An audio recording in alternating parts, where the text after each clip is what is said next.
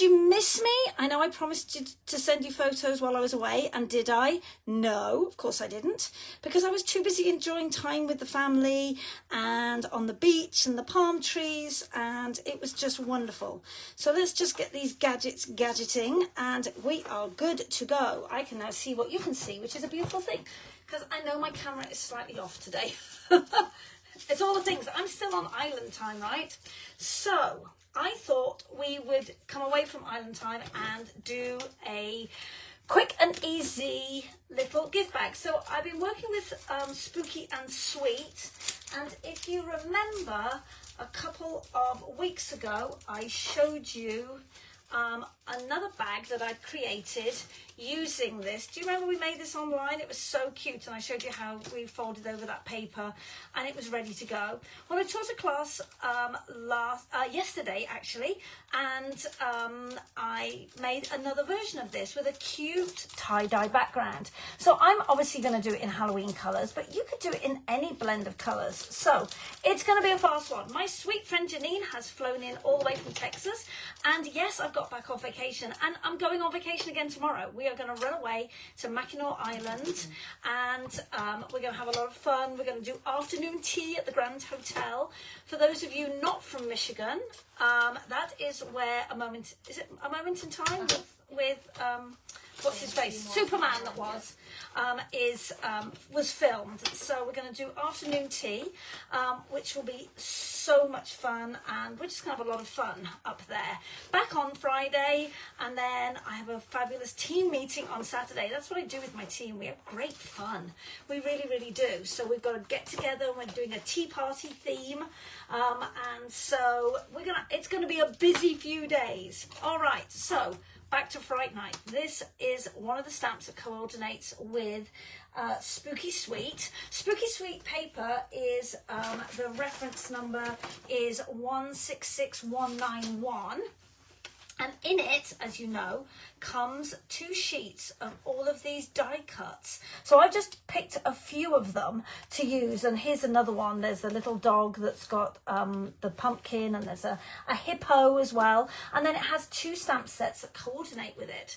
So there was the Spooky Halloween with the little cat and the dog and the little pumpkin, the broom, and all the fun sayings. And then this one, this is the one we're using tonight. I love it. I absolutely love it. And it also has the coordinating dies, and you can see that it has 2 different size of dies, and you'll see me use those this evening. Cute cobwebs and a spider, eek, boo, and a little what's it called, banner. That's the word I'm looking for. Okay, the mimosas have taken over the brain. So here we go. You can see I've got some scratch paper on here already. We are going to ink up our stamp. Now, if you are familiar with Stampin' Up! Inks, you know that they are super juicy. So with those of you who were more familiar with Close to My Heart inks, we used to have to tap them 2 or 3 times, as you know. These you don't. You're literally kissing them. So kiss your ink pads, okay? Just have a look and make sure you've got an even coverage. And then even though that this is the red cling stamp, I can still see pretty well to line up my stamp. We're just going to push it firmly. If you've got a large stamp and you flip it over, it will turn over. You can always actually just rub it with the back of your fingers. And look at that! Fright Night Booby Wear, October 31st, Spooky Scare and Eek. I love it. I love it, love it. We'll put that to one side just for a minute. And the colour is Gorgeous Grape, and I'm coordinating it with Granny Apple Green. So here we go. Taking our blending brush, they come in a pack of 3. These are the mini, just so you can see the difference in size. There's the mini and there's the full size. I'm using the mini just because we're working on a smaller piece of cardstock. If you were using a 12 by 12 piece of cardstock, I would probably use the larger ones. They're so super soft. All right, so go round in circles for my Japanese friends, maru, maru, maru, okay, to pick up a nice amount of ink. Then on your scratch paper, you're going to tap off the extra. Look how much ink is on there. Go round in circles just to take it off any longer bristles, and then you can come in, and then we're just going to add it in 3 or 4 areas. You can join it. You can add as much or as little as you like. You can build up that colour. The more you build it up, the softer it will be and the more it will fill in. And then we're going to do exactly that same thing with the Granny Apple Green. Pick up that ink, tap off that extra, pulling off any stray hairs on the brush, and then coming in, and then you can build it up, and you can overlap these colours a little bit. It changes the purple a little bit, obviously, because this is green, but I actually like the way it looks. So, ooh, there was a lot of ink on there. I obviously didn't tap a lot off, so we're going to have to build up the colour in other places as well, just so it looks even. I don't want sort of very pastel-y colours in one area and then very dark colours in the other. That looks a little odd, I think. So let's build up this purple again. And this is a nice way of doing it because you can really add as much or as little ink as you like. Look how fun that is. So I told you could do this for like it makes a tie-dye effect. How fun would this be to do it in yellows and pinks and oranges for more of a summer vibe or a beach vibe? You could do it in reds, different shades of red with a little bit of green for more of a Christmas background. Great way of adding colour to a background without it being a pattern. Sometimes all of those patterns, it gets a lot. You know, when you've got pattern on top of pattern on top of pattern, there's just a lot and your eye doesn't know where to rest. This way, yes, you're adding a pattern, but it's much softer. How do I clean these? You've got choices. You can keep one for each ink colour and you could just label it on the handle with a label machine and say gorgeous grape, or you could Sharpie marker it on if you wanted to. What I do is I wash them. I just wash them in warm soapy water, let them drain face down, and then it'll take 2 or 3 times because you can see with this green, you can see how deep into the bristles that green has gone. Not so much here, you can see, but again here there's a lot of ink. So it usually takes 2 or 3 times to wash them. And what I will do is I will keep it with my green shade. So even if there was a tiny, tiny, tiny trace of green left in it, if I'm using another green, it's not as critical. If I was using a pink, obviously it would be an issue. So that's what I'm going to do. And I'm putting them back in the bag because I have another class with this technique. Right, so we have our Granny Apple green cardstock, which I have cut with a larger size, as you can see. And this is actually going to mat this piece. We're going to need some stamping dimensionals. You know we are, because I want to have some texture. And we are going to attach it to the front of one of those bags again. So this is going to be kind of fun. So we're going to put it at the corners, some in the middle. We don't want saggy artwork. There's enough saggy things in this world without adding artwork. So to the list, we're going to take our larger frame, which is the same size as this one. And if you can see, if I bring it up to the light, I'm hoping you can see that I scored it in my paper trimmer. And there is no measurement for this. And I'm going to show you how I did it. I think I showed you in the last class as well, but I'll just remind you. So if you put it into your paper trimmer, and all I did is I made sure that there was the same amount of paper trimmer showing on each side of my tag within the lines of the paper trimmer. So that's as accurate as I can get. Just line it up within the lines of the paper trimmer and you'll find it will work. Let's get rid of this. It's got ink in it and I can throw that away. Okay, so all I'm going to do, so when you score, this is another question that came up at the class yesterday, which I always assume that everybody knows, and I forget that I haven't told you recently. When you score it, either using the blade on your paper trimmer or with a score tool, it leaves an indentation, so it goes down. And on the other side, you can see there's a line, and it's a bump. And I always joke that the way you fold it is the opposite of being pregnant. So when you're pregnant, the bump is on the outside. When you're folding cards, the bump goes on the inside. So the dent is on the outside, the bump is on the inside, like that. Okay? And then all I'm going to do is I'm just going to take my bone folder and just flatten it across. And then I'm going to do the same, because I obviously did it on my white cardstock already. Just fold it with that bump in the middle. And I'm just going to score it again. So I've got that nice, look how cool that is. So choose the side you like the best. All right, to glue this down, what I'm going to do is I'm going to run my adhesive close to that score line. Okay. Oh, poor Janine. Excuse me. Oh, it's okay. That's Janine. You can hear dying by degrees in the background. She better not be sick. I don't want her germs, even if they're Texas germs. No germs. No germs. Okay, so look how cute that is. And that's the start of our little bag. And I had a little bag somewhere, and I've just covered it over. So what I'm going to do is I'm going to now put adhesive on one side of this. And again, I'm going to keep it pretty much up to the top. You don't need to use a lot of adhesive on this. And then I'm going to line up my bag with that score. I'm going to come in from the, oops, because I did this the other day. Be careful, this is a one stick job. Right, okay, be careful how you line it up. I'm actually going to line it up on the bottom where there is no sticky, and then I'm going to close it on top. That's the easiest way. Right, the open side for this particular bag is going to be at the back. All right, so this is going to be my glued side. You're going to fill the bag at the back and then attach it, because here we go with our green tag. We're going to add this tag here, and I'm just going to use the Stamp and Seal. It shouldn't show through the bag too much, and we'll just offset it a little bit. How cute is that? Oh my goodness. Love, love, love, love, love. That's right, I just spotted the stars I was looking for. I'm easily distracted today. I don't have a brain cell. I think Janine has my brain cell today. Usually Victoria has it. Today Janine's got it.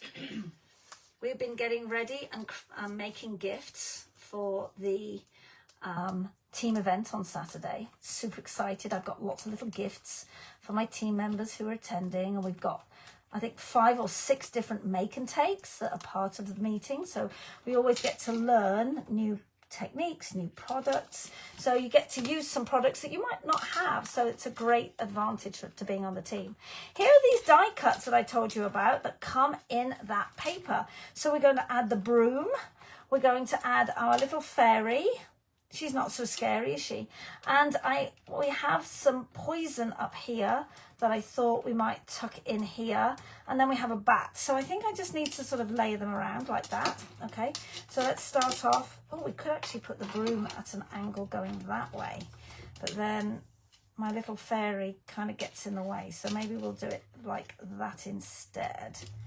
And we have a bow to go on there. I'm going to pop her up on 3D foam tape. Now you can say, well, Sarah, will you see the 3D foam tape through the paper? You might do a little bit, but it's not going to be the end of the world, because there's going to be candy or sweet treats inside this bag. Now, this die cut that I'm going to pull out another one for you so you can see it. I actually trimmed it down just a little bit. Look at all these fun die cuts.